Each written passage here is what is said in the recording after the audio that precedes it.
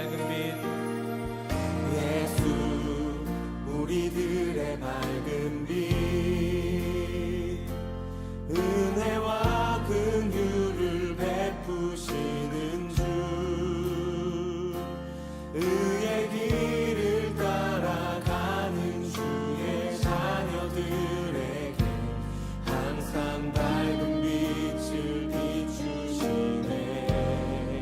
그는 구원의 주, 그는 구원의 주 하나님, 공의로 세상을 다스리시네. 주를 경외하는 자들에게 부어주신 놀라운 주님의 영광, 하늘에서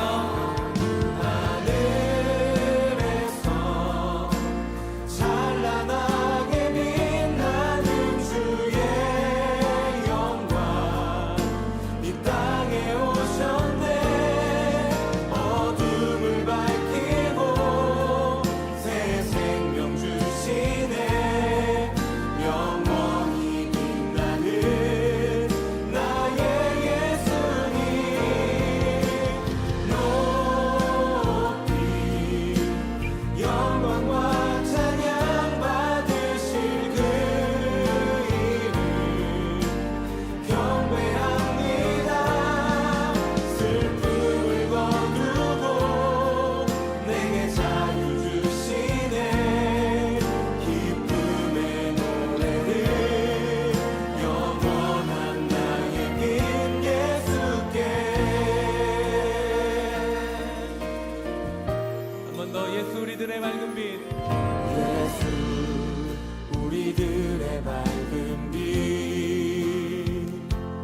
은혜와 긍휼을 베푸시는 주,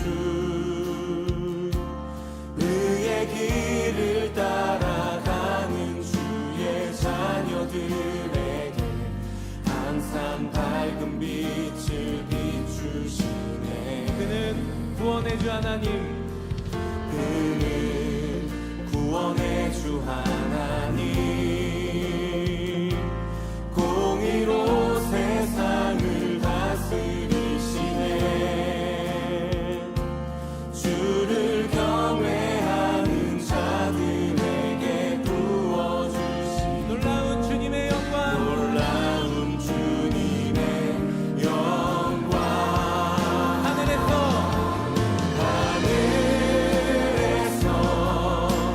찬란하게 빛나는 주의 영광, 이 땅에 오셨네. 어둠을 밝히고 새 생명 주시네. 영원히 빛나는 나의 예수님, 높이 영광과 찬양 받으실 그 이름 경배합니다. 슬픔을 거두고 내게 자유 주시네. 기쁨의 노래를 영원한 나의 빈 예수께. 하늘에서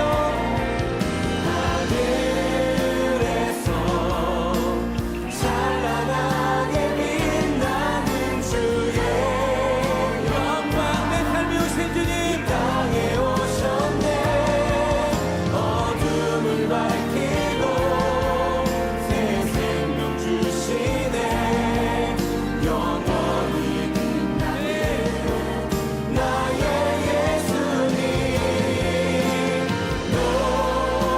높이 영광과 찬양 받으실 그 이름 경배합니다. 꿈을 거두시고 거두고 내게 자유 주시네. 기쁨의 노래를 그렇게 기쁨의 노래를 즐겁게 고백하면서 다시 한번 하늘에서 할렐루야.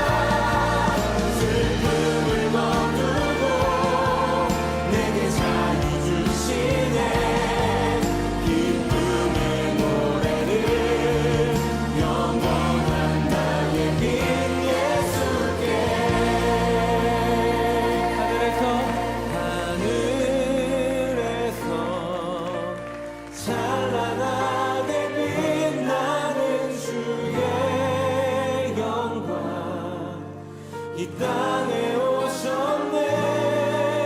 어둠을 밝히고 새 생명 주시네. 영원히 빛나는 나의 예수님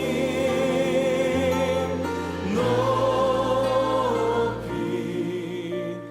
영광과 찬양 받으실 그 이름 경배합니다.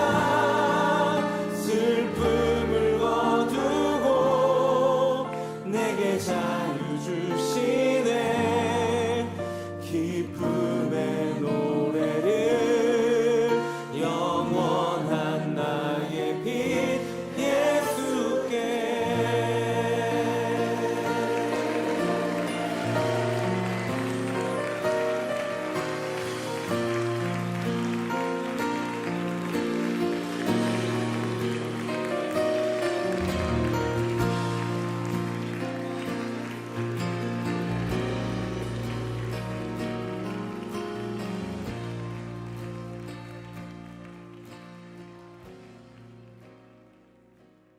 요한계시록 2장 17절 말씀, 요한계시록 2장 17절, 귀 있는 자는 성령이 교회들에게 하시는 말씀을 들을지어다. 이기는 그에게는 내가 감추었던 만나를 주고 또 흰 돌을 줄 터인데 그 돌 위에 새 이름을 기록한 것이 있나니 받는 자 밖에는 그 이름을 알 사람이 없느니라. 아멘. 요한계시록 2장 3장에는 7개 교회가 나온다고 했는데 7개 교회가 하나의 교회라고 그랬어요. 그리스도의 교회를 의미하는 거니까 어떤 교회 이야기하든지 사실 우리 교회에 설명하는 거죠. 우리 교회. 교회라고 하는 거를 여러분은 뭐라고 생각해요? 우리 학생들 아까 모였을 때 교회라고 하는 것을 물어보니까 교회는 학생들이 뭐라고 그러냐면 공동체다 그렇게 얘기하고 그리스도의 몸이다 이런 얘기를 하고요. 한 몸이다 이런 얘기를 해요. 교회다 그러니까 교회는 연합이다 서로 하나가 됩니다 뭐 이런 얘기들을 하더라고요. 다 맞는 얘기죠. 그 중에서 가장 그 좋은 말을 우리가 하나 골라낸다면 교회다 그러면 우리가 한 단어로 뭐라고 표현할 수 있냐면 우리라는 말로 표현할 수 있습니다. 우리. 그러니까 내가 아니라 우리죠. 내가 또 내가 되는 그 우리를 말하는 거예요. 나와 너가 있는 게 아니라 우리가 있는 그것을 교회라 그러는 거예요. 그러니까 그걸 그러니까 어느 사람이나 교회에 와서는 다 한 공동체가 될 수 있고 한 가족이 될 수 있죠. 이걸 하나님의 교회, 하나님의 가족이다 이렇게 말할 수 있죠. 그래서 교회다 그러면 가족이다, 또 우리 가족이다 뭐 이런 얘기를 할 수 있어요. 그러니까 우리다 이렇게 공동체다. 가족이라는 게 굉장히 좋은 단어죠. 가족이라는 게. 그래서 하나님의 가족도 하나님도 하나님의 가족을 만들어서 그걸 교회라고 이렇게 표현해서 우리라고 한 거예요. 그러니까 우리라는 단어만큼 우리가 좋은 게 없죠. 우리나라 사람들은 그걸 금방 이해할 수 있는 단어들인데 그 교회라고 하는 게요. 그럼 우리가 되려고 할 때 그 우리가 되는 가장 중요한 요소가 하나 있어요. 그 우리가 되는 교회는 우리인데 교회가 우리인데 성경 어디를 봐도 우리예요. 근데 그 우리라고 하는 이 공동체, 하나님의 교회, 가족 이것이 가장 중요한 게 하나 있어요. 그 교회가 되려면 그 우리가 되려면 가장 중요한 게 하나 있거든요. 그게 뭐예요? 가장 중요한 게 뭐라고 생각해요? 그게요? 관계입니다. 관계. 그러니까 관계가 가장 중요한 거예요. 그러니까 관계가 있느냐? 그러니까 그 사람이 교회하고 관계가 있느냐? 그러면 교회에 계속 남을 사람이고요. 관계가 없으면 그 사람은 언제라도 떠날 사람이에요. 관계 때문에 있는 겁니다. 그럼 어떤 관계를 가지고 있어야 되느냐 하는 얘기거든요. 가족들도 관계가 있어요, 없어요? 가족들끼리 관계가 있죠. 가족 관계라 그래요. 그래서 가족 관계 증명서 좀 떼었어요. 이렇게 가족 관계 무슨 일 있으면 가족에 대해서 뭐 이렇게 알아보려고 그러면은 가족 관계 증명서 떼오라 그러잖아요. 그러니까 가족 관계라는 게 있어요. 그러니까 가족 관계가 있어서 가족이라는 관계가 있으니까 사람들이 학교를 이렇게 기숙사 다니는 학교를 다니다가도 방학이 되면 다 어디로 가요? 집으로 가요. 뭐가 있으니까. 집에 가족이 있으니까. 그 가족 관계라는 거거든요. 교회라고 하는 것도 교회가 어떤 가족의 관계가 있어야지만이 교회를 유지할 수 있는 거예요. 그러니까 하나님도 자기하고 무슨 관계가 없으면 이 교회를 유지할 수가 없어요. 하나님도. 천하의 어떤 하나님도 이 교회를 유지하려면 관계가 있어야 합니다. 그러니까 하나님은 우리하고 관계를 맺고 싶어 해요. 그 관계가 틀어지잖아요. 그러면 하나님하고 관계를 못 맺습니다. 그리고 사람들하고 관계가 틀어지잖아요. 그럼 사람들과 관계를 못 맺어요. 그러면 교회 공동체는 깨지는 겁니다. 관계가 없으면. 그러니까 관계가 있는 것, 그 관계 때문에 유지하는 거예요. 그 관계 때문에 서로가 서로를 유지하는 것, 그 우리가 된다고 하는 건 관계가 필수적입니다. 그래서 관계를 영어로 말하면 relationship 이렇게 말을 해요. relationship. 그래서 relation하고 ship이라는 거거든요. 이게 가족 관계예요. 가족 관계의 그 마음, 정신이에요. 그것이 있을 때 이거를 하나님의 가족 관계, 교회가 유지되는 거예요. 가족들도 가족 관계가 없으면 유지 못합니다. 가족처럼 생각 안 하잖아요. 자녀가 부모를 가족처럼 생각 안 하고 부모가 자녀를 가족처럼 생각 안 하고 남편과 아내가 서로 틀어져 가지고 가족처럼 생각 안 하잖아요. 그러면 가족 관계를 유지할 수가 없어요. 가족은 깨지는 거거든요. 교회도 마찬가지예요. 어느 날이라도 어떤 사람이 깨질 수 있다는 것은 그 공동체에서 벗어날 수 있다는 건 관계가 없어서입니다. 가족 관계라는 게 형성이 되지 않았기 때문에 그런 거예요. 가족 관계는 육체적인 가족 관계들이 서로 이렇게 있어가지고 가족 관계, 친척 관계 이런 관계를 얘기하는 게 아니에요. 하나님의 가족은 한 몸이에요. 서로 다른 사람이 하나님의 말씀이라고 하는 그 유기체를 가지고요. 하나님의 그 생명체, 말씀이라는 생명체를 가지고 서로 연결이 돼서 하나의 몸을 이룬다는 것을 말하는 게 가족 관계거든요. 말씀하고 하나가 돼야 돼요.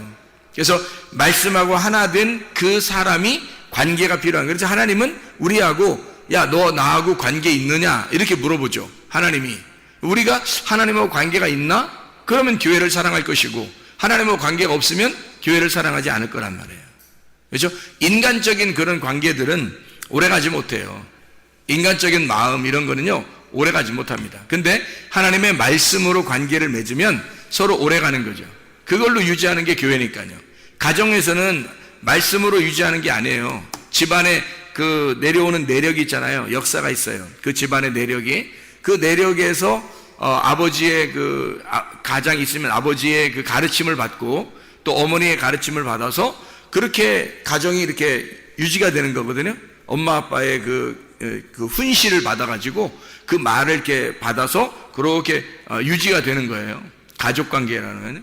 교회 관계도 마찬가지예요. 하나님 말씀을 유지하는 거예요. 하나님 말씀을 지켜내는 거죠. 하나님과 관계를 맺는 것이 믿음이에요.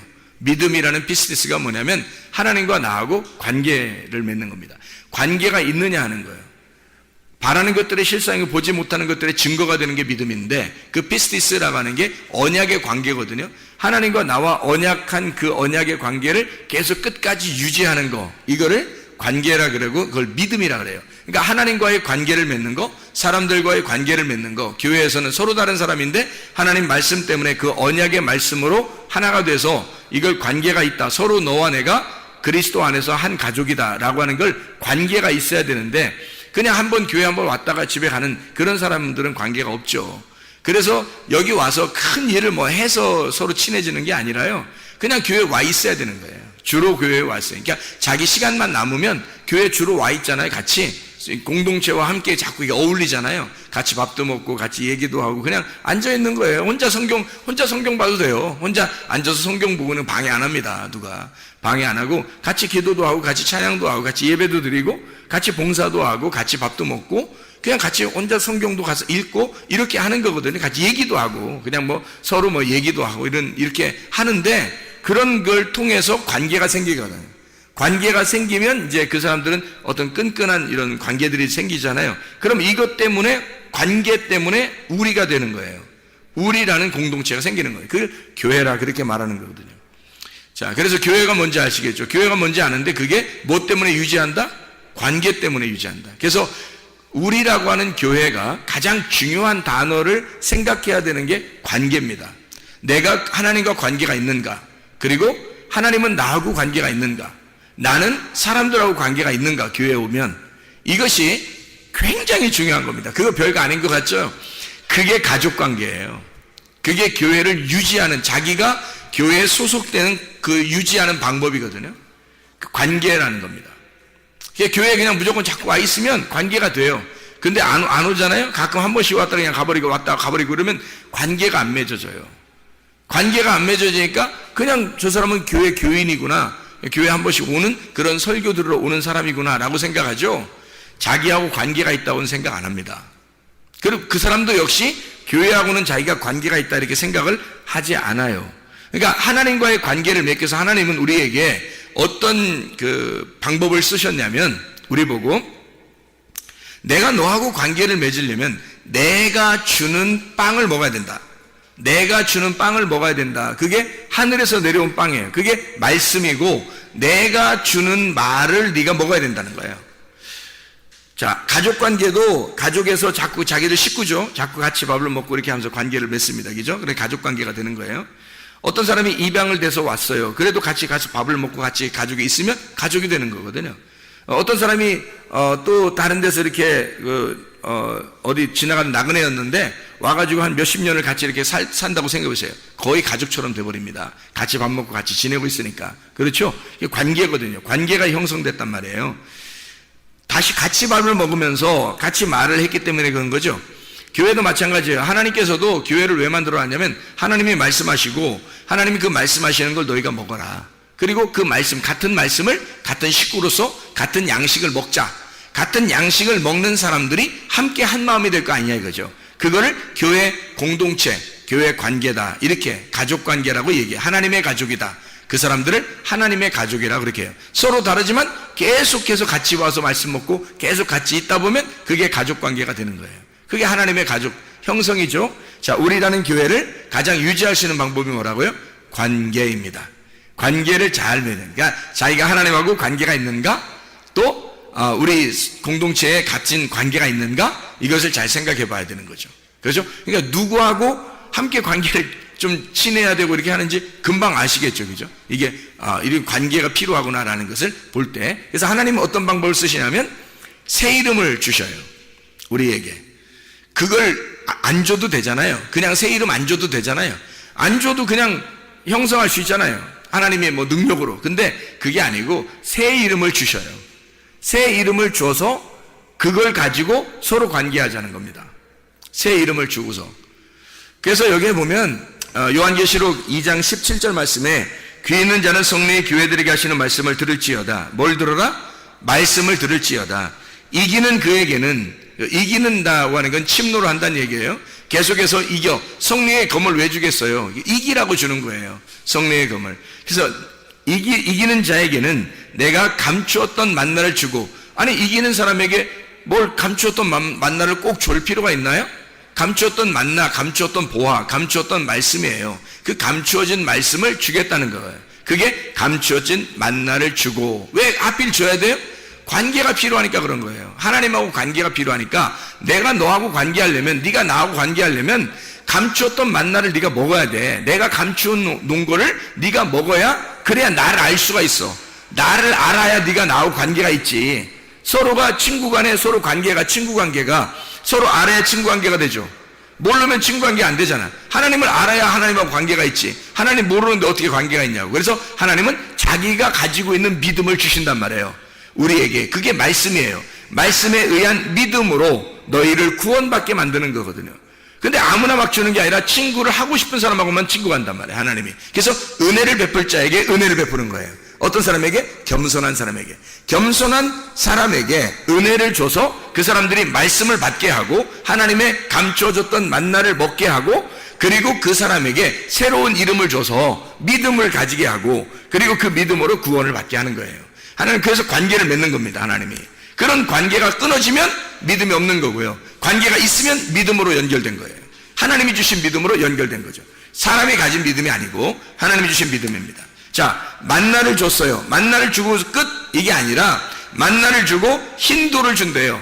흰돌이라고 하는 게 흰돌을 줘가지고 흰돌에다가 깨끗한 거 아니에요. 흰돌이면 깨끗한 거, 그죠? 흰돌은 색깔이 없는 걸 얘기하는 거예요. 색깔이 없는 말씀, 그걸 줘가지고 거기에 기록된 이름을 준대요. 그게 새 이름이에요. 기록된 새 이름. 그 새 이름이라고 하는 게, 새가 카이노스라고 하는 거고, 새로운, 신선한, 중성 단수입니다. 하나의 이름이에요. 하나, 새 것. 그리고 이름, 호노마라고 하는 게, 이게 중성 단수예요. 이름이라는 말인데, 이게 기노스코에서 왔다 그랬죠. 몸과 마음으로 깨달아 알았다는 말입니다. 그러면 뭐예요? 신선한, 깨끗한, 정결한 그 말씀, 진리의 말씀을 몸과 마음으로 깨달아 알았다는 것이 새 이름이란 말이에요. 새로운 이름 알겠죠? 무슨 말인가? 그 새 이름 그러니까 어디다 마박에다 이름을 딱 누가 써주는 것보다 올라가면 그런 얘기가 아니란 말이에요. 몸과 마음으로 새롭게 깨닫는 그 말씀을, 정결한 진리의 말씀을, 신선한 순수한 깨끗한 말씀을 우리에게 주신다.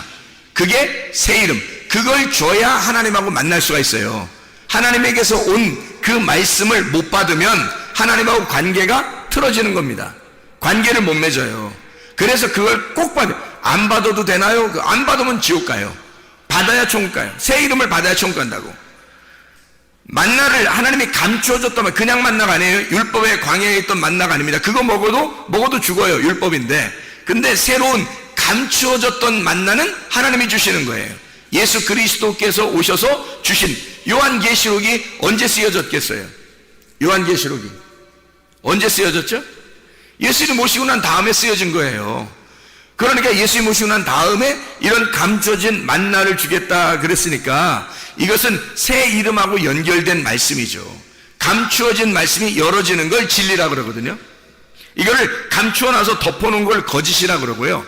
이거를 열어놓으면 진리라 그러는 겁니다. 참되다, 신선하다. 그래서 새로운 이름, 이것을 열어서 주겠다. 감추어진 만나를 열어서 주는 거, 예수님 이후의 시대에 침노하는, 천국을 침노하는 사람들에게 주시는 말씀, 감추어진 만나, 새로운 이름, 이렇게 닫아져 있는 이름이 아니라 열려진 새로운 이름, 이렇게 이제 생각하면 딱 맞아요. 감추어진 만나가 열려져서 우리에게 주시고, 그리고 새로운 이름을 열어서 주시겠다 이 말이거든요. 그러면 어떤 말이에요? 하나님의 깨달음이 있는 말씀을 우리에게 주시겠다는 말이죠. 하나님이 여기서 감추어진 그 말씀을 우리에게 주실 때 그것이 새 이름이 되게 하고, 그걸 통해서 하나님하고 우리하고 관계를 맺겠다는 겁니다. 새로운 이름이거든요. 그 새로운 이름을 주시는 게 하나님의 마음이에요. 우리에게 주시는 그 마음. 그래서 성경에서는 새로운 이름을 받은 사람들이 꽤 많아요. 성경에서는. 한번 우리가 열거해 볼까요? 창세기 4장에 가인이라는 사람이 있죠. 가인이라는 사람이 있는데 이 가인이 어떤 이름이라겠어요? 카인, 단단한, 창, 작살, 단단하다. 그래서 이게 좀 단단하고 이렇게 막 소리를 우렁차게 울고, 그래서 이걸 갖다가 카인, 쿤 이렇게 말하거든요. 그 이름이, 그래서 여기 성경에 여기에 쓴 이제 해석을, 성경책에 쓴 해석을 보면요, 가인을 뭐라 했냐면요, 가인을 뭐라 했냐면 얻었다. 뭘 얻었다? 아들을 얻었다. 남자를 얻었다 이거예요. 아들을 내가 얻었다. 그러니까 남자를 낳았다 이거예요. 득남했다. 이걸 카인 그러는 거예요. 드디어 내가 득남했다. 굉장히 중요한 말이거든요. 성경은 아들을 낳는 역사이기 때문에 아들을 낳았다는 것은 굉장한 축복입니다. 그래서 아담과 하와가 득남했다, 가인이라고 했는데 하나님은 그 가인을 통해서는 하나님의 역사를 이루지 않고요, 아벨은 이게 나오는 거예요. 아벨이 둘째 아들이 나와가지고 아벨이 허무하고 이렇게 헛기침, 이렇게 헛숨소리 이런 거예요. 수증기 같은 이렇게 기운 빠진다 이런 거 할 때 하벨 그러는 거예요. 하벨. 그래서 헛되고 할 때 그 헛되고라고 하는 게 헛되도다 할 때 그때가 아벨이에요. 그러니까 아벨이 다 헛된 거예요. 이게. 그러니까 아벨은 허무하게 죽는 걸 아벨이라고 그래요. 그러니까 가인이라는 건 득남했는데, 자 보세요. 가인이 득남했는데 아벨이 죽는단 말이에요. 가인을 득남했는데 아벨이 죽는다. 그리고 둘째 아들인 아벨을 대신해서 셋이라는 아들 다시 임명한다라는 이름이거든요. 쉐트라고. 이게 다시 임명한다는 이름이라고 했죠. 그러니까 이게 가인이 아벨로 죽고 셋으로 다시 태어난다. 이게 이름이 다시 임명됐잖아요. 이름이. 그것뿐인가요? 아브람을 아시죠? 아브람이라는 단어가 무슨 단어예요? 아브람 할 때, 아브라함 되기 전에 아브람이라고 할 때요, 그게 고귀한 아버지라는 뜻입니다. 존귀하신 아버지, 존귀한 고귀한 아버지예요. 아주 이름이 훌륭한, 개인적으로 보면 굉장히 훌륭한 이름이거든요. 그랬더니 그 아브람의 이름을 하나님께서 이렇게 바꿔놨어요. 하나님 바꿔가지고 아브라함이라고 해라. 이제는 네가 나하고 상대하려면 아브라함이라고 해라 그래요. 그러니까 아브람으로서는 못 만난다. 네가 나를 아브람으로서는 왜 못 만나냐면 너 혼자 너무 존귀하잖아. 너 혼자 너무 존귀한 아버지고 네가 고귀한 아버지니까 하나님만 고귀한 아버지가 돼야 되는데 네가 너무 존귀하잖아. 네가 너무 높아. 너무 높으니까 네가 나하고 상대할 수가 없잖아. 이게 대치가 되잖아. 그래서 너를 아브라함이라고 할 거야. 아브라함. 이제 뭐라고 하는 거냐면 아브라함이라고 하는 게 우리 아버지란 뜻이에요. 우리 아버지. 우리 아버지. 아브라함. 혼자 존귀한 아버지였는데 이제 우리 아버지가 된다는 거예요. 만민의 아버지. 만민의 아버지가 뭐예요? 우리 아버지죠. 만민의 아버지가. 그게 뭐예요? 교회의 아버지가 되신다는 얘기고요. 그 말을 일부러 왜 그렇게 표현을 했냐면 인구가 조밀하다. 아브라함이라는 게 인구가 조밀하다. 백성이 있는, 그래서 만백성의 아버지다. 이렇게 표현한 거예요. 왜냐면 하나님이 아브라함을 불러서 존귀한 아버지라는 한 사람, 그 사람을 불러서 아브라함을 만들어 하나님의 교회를 만들겠다라고, 너의 씨를 통해서 하나님의 교회를 만들 거야 라는 것을 설명해 주려고 이름을 바꿔놓잖아요. 그리고 그래야 하나님이 아브라함하고 상대한단 말이에요. 그렇지 않으면 상대를 못하는 거죠. 아브라함 혼자 있을 때는 상대를 못하는, 아브라함이 되게 해서 상대하는 거죠. 그것만 있었나요? 사레가 사라 되죠. 사레가 사라 되잖아요. 사레라고 하는 게 어떤 의미냐면 사레, 지배하는 이란 단어입니다. 지배한다. 수령, 두목, 왜 두목 이런 거 할 때요, 그 지배하는 거, 통치자라는 단어에 그 사르에서 나온 단어예요. 사레가요, 통치한다, 지배한다, 통치자라는 단어예요. 사레라는 이름도 굉장히 훌륭한 이름이죠. 그러니까 혼자 통치하는 이름이니까 굉장하죠. 통치자예요. 이게 사라르에서 온 단어인데요, 이게 주권을 소유한다, 자신을 통치자로 만든다는 단어입니다.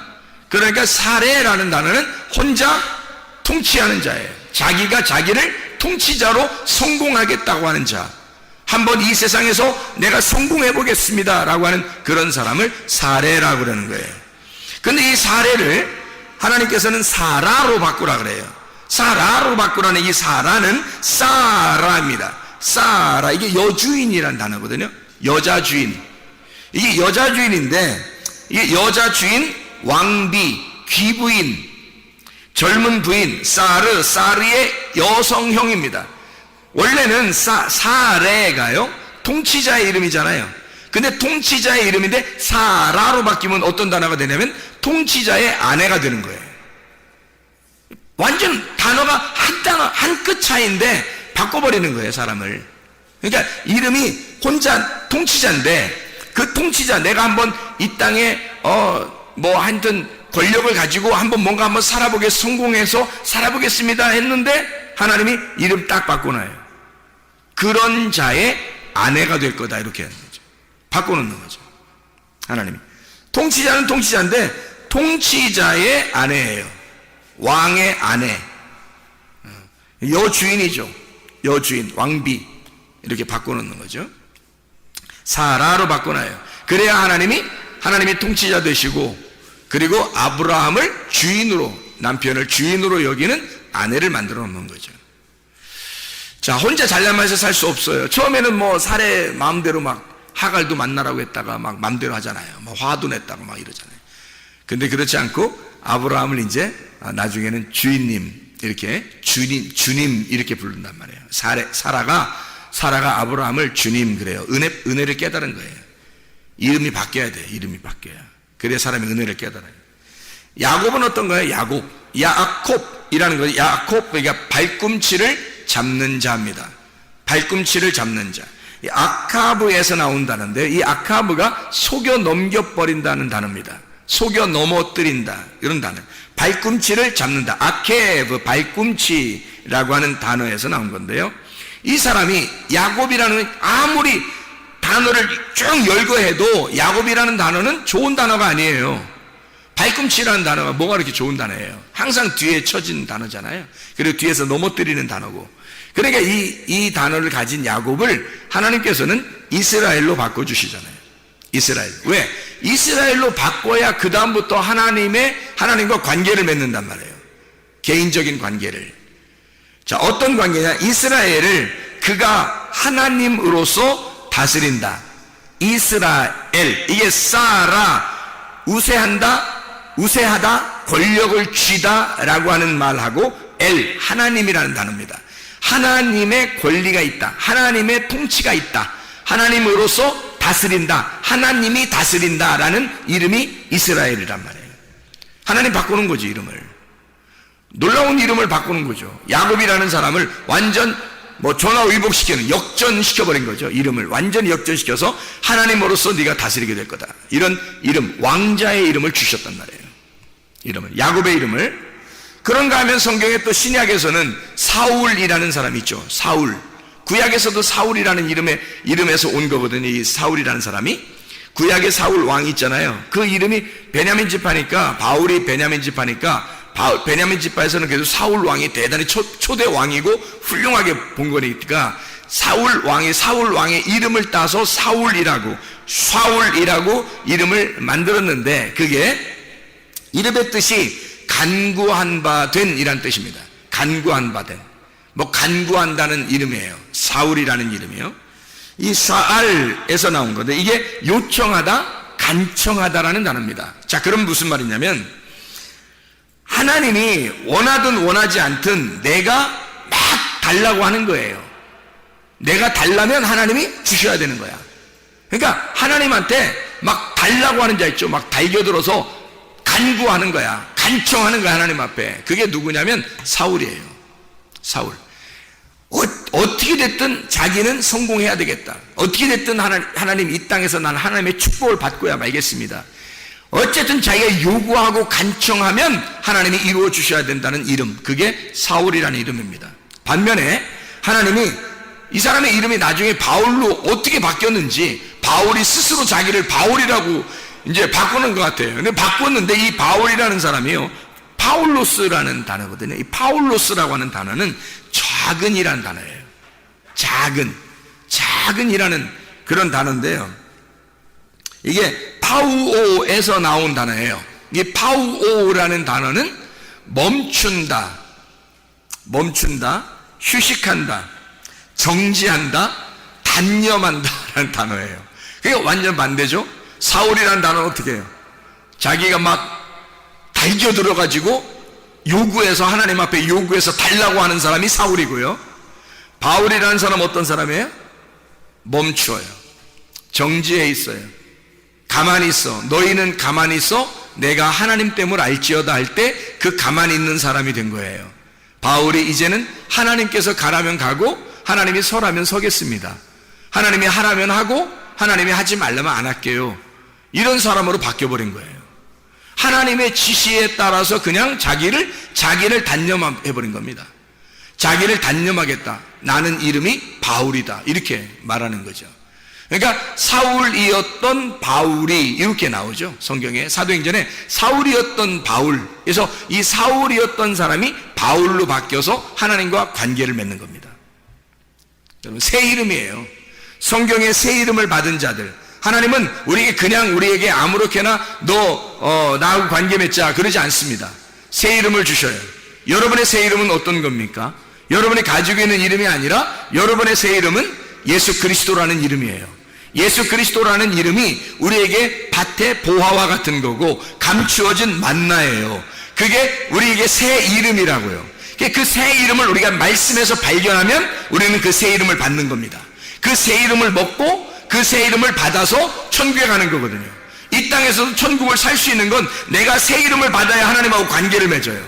교회 안에서 무슨 관계가 있어야 교회를 형성하고 하나님과 관계가 있어야 뭔가 교회에서 우리가 유지할 거 아니겠습니까? 그런 관계인데 이런 관계, 모든 관계에 따라서 이게 유지되는 것인데, 가족도 관계에 따라서이고 교회도 관계에 따라서인데, 그런 관계를 그냥 아무렇게 교회만 오면 하나님과 관계가 있다는 게 아니고 하나님이 반드시 그 사람에게 감춰진 만나를 주고, 그리고 새 이름을 주게 해서 새 이름을 받은 사람에게 새로운 신선한 그 이름, 새롭게 깨달아진 그 말씀을 통해서 그 사람을 새 이름을 줘서 하나님하고 관계를 맺는 하나님의 백성을 만든다는 얘기예요. 그래야 여러분이 그 관계 때문에 교회를 사랑하는 거야. 그 하나님의 관계 때문에 하나님하고 한 가족이 되는 거예요. 하나님이 너무 좋아지는 거예요. 왜? 새 이름을 받았잖아요. 그 새 이름이 뭐예요? 말씀이에요. 새로운 말씀을 받았잖아요. 그 하나님께서 우리에게 감춰진 그 만나, 새로운 이름, 새로운 말씀을 우리에게 깨닫게 해주셨잖아요. 그 말씀을 깨닫게, 이게 너무 감사한 거예요. 이게 너무 감사하지 않은 사람 아직 새로운 이름이 안 온 거예요. 이게 너무 감사하면 이 세상에 어떠한 것, 자 보세요. 내 소유를 다 팔아. 밭에 있는 보화 때문에 밭을 샀다 이거예요. 밭이 뭐예요? 교회고, 이 속에 있는 보화가 예수 그리스도란 말이에요. 예수 그리스도의 교회란 말이죠. 그래서 그 교회를 사버린 거야. 내 소유가 아무것도 아닌 거야. 그거 보화를 발견하고 나니까 내게 아무것도 아닌 거예요. 자기 가지고 있는 거, 자기 가지고 있는 거로 따지면 자기 자식도 있었을 거고, 자기 돈도 있었을 거고, 자기 남편도 자기 아내도 있었을 거 아니에요. 자기 지식도 있었을 거고, 자기 욕심도 있었을 거고, 자기 성질도 있었을 거고, 자기 교만도 있었을 거 아니에요. 자기가 가지고 있는 모든 것들을 다 팔아서 이거만큼 값어치 있는 게 없는 거예요. 교회에 있는 하나님의 말씀 속에 예수 그리스도만큼 좋은 게 없는 거예요. 그 보화만큼 자기에게 좋은 게 없는 거예요. 이건 다 팔아버리고 밭을 사버린다는 거죠. 그게 가능하냐는 얘기입니다. 여러분에게 이게 가능한 일이냐? 여러분도 이 말씀을 듣고 있지만 이게 가능한 일인가? 이게 진짜 소중한 새 이름을 받기 위하여 그 밭의 보화가 나에게 진짜 보화로 여겨지느냐 하는 얘기입니다. 그 밭의 보화 때문에 내 모든 소유가 다 팔아져도, 이것이 다 소유를 잃어버려도 하나님의 그 보화 있는 그 밭을 사기 위해서 나는 몸부림치고 있는가? 실제로 이게 값어치가 그만큼 나가야 이 모든 걸 다 잃어버리고서라도 이걸 팔아서라도 거기 밭을 살 거 아니에요. 이게 진짜 값어치 있게 느껴져야. 근데 그렇게 값어치 있게 느껴지느냐 하는 얘기죠. 문제는 진짜 그게 값어치 있게 느껴지는지를 하나님이 아실 거라고요. 하나님이 여러분을 보실 거란 말입니다. 너는 나를 그렇게 귀하게 보고 있느냐? 너는 너의 모든 것보다 나를 소중하게 여기고 있느냐? 내 이 보화가, 이 말씀이 새로운 이름이다. 너에게 줄 새로운 이름이었고 그게 감춰진 만나야. 어떻게 할래? 이거죠. 하나님과의 관계가 있으십니까? 진짜 여러분은 새 이름을 받으셨습니까? 여러분은 밭의 보화를 위하여 여러분의 모든 것을 다 허비하고 그리스도 예수를 사셨습니까? 진짜 그리스도의 교회를 사랑하시냐 이 말이에요. 진짜 하나님과 관계가 있는가? 진짜 교회와 관계가 있는가? 기도하시겠습니다.